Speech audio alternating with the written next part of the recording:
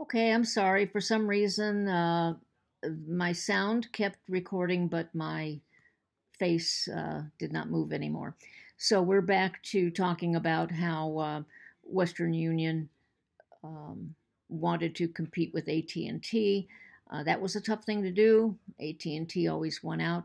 Uh, and I've got on here that Gray Bar exists today, but I am going to have to check that out. Selling equipment manufactured by other companies. It is one of the largest employee owned companies in the U.S., so we need to look into that. And if anybody finds out, please let me know. Then we go to Antonio Meucci, as we said, an immigrant from Italy. He was born in Florence, Italy in 1808 and died in New York in 1889. He died when he was 81 years old. He was the first of 9 children, 4 of whom did not live past childhood, which was quite common in those days. At 15, he was admitted to the Florence Academy of Fine Arts, where he studied chemical and mechanical engineering for 2 years when his money ran out. You could get as much education as you could pay for, sort of like today. In in 1849, he invented a device to deliver electric shocks to treat certain illnesses. Um, if anybody remembers him for this, it's probably not kindly. After hearing about Samuel Morse's fame in the U.S., he decided to earn his living by inventing things. Well, this device to deliver electric shocks to treat certain illnesses is used to this day. Um, I'll just tell you a story about the Kennedy family, uh, John Kennedy's family, President Kennedy's family. Um, they had one daughter who had some social um, adaptation difficulties, um, came to be known as some sort of mental illness, and she was put in a rehabilitation center. They thought that they had heard about these new devices, these new electric shock devices, that they could help people with this kind of problem. Unfortunately, the electric shock treatment did not work, and it actually made her worse. And she then lived in a home like that for the rest of her life. And her father never came to visit her, not once. Um, we've got some stories about Old Man Kennedy, not a very nice man in a lot of ways. Um, I won't say some things that I know. We'll just move right along here. So, unfortunately, and it's used today, it's used much more carefully today, and I think it does do some good. Um, but I don't know if I'd ever want to be the person undergoing electroshock therapy. So, a little bit more about Antonio Meucci. When his wife became, this is a little bit like Alexander Graham Bell, his wife became bedridden with rheumatoid arthritis, and he needed to be able to speak to her. So he developed a telephone like device which he installed in his house. The device allowed him to speak with his wife in her second floor bedroom while he was in his basement laboratory. In 1870, he achieved the transmission of a human voice at the distance of a mile. Like I said, we have somebody who manages to transmit a human voice, and then somebody comes along and is able to do it for a longer distance, and then somebody else a longer distance still. And as I said, these things they just keep improving. Um, his 1871 caveat, his announcement of a new or revised device, never became a patent because it did not properly describe an electric telephone. Um, I don't know the details of that. I just know that fact. The Smithsonian Institution has called Meucci as one of the 8 most important inventors of the telephone. So the Smithsonian has 8 people that it would like to call a father of the telephone. Now we have this period, this 23-year period between 1877 and 1900. We're on slide 22 now. So the Bell Telephone Company was formed in 1877. It was a year after Bell received his patent. And in that same year, Western Union forms the American Speaking Telephone Company using Gray's invention. So we have Bell going up against Gray. Now remember, Western Union had the opportunity to buy Bell's patent for $100,000.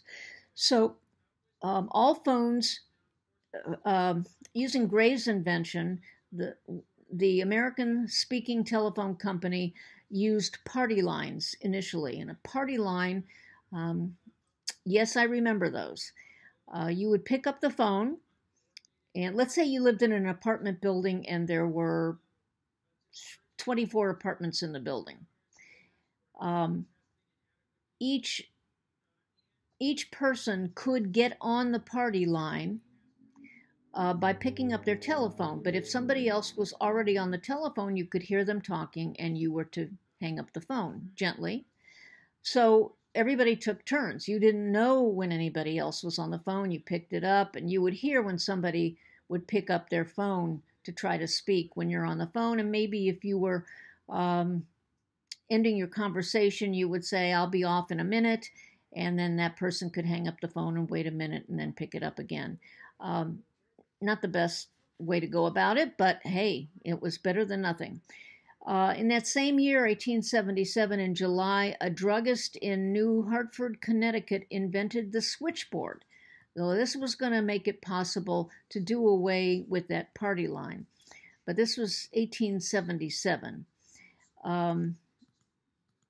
Then this is a picture on slide 23, a picture of what operators had to learn how to do, put the wire into the right socket to connect two people. Now, another thing that was invented to make the telephone a better device, and that was a ringer, so that you knew when somebody wanted to talk to you. So there was a thumper. That's the top picture. It was pre-switchboard.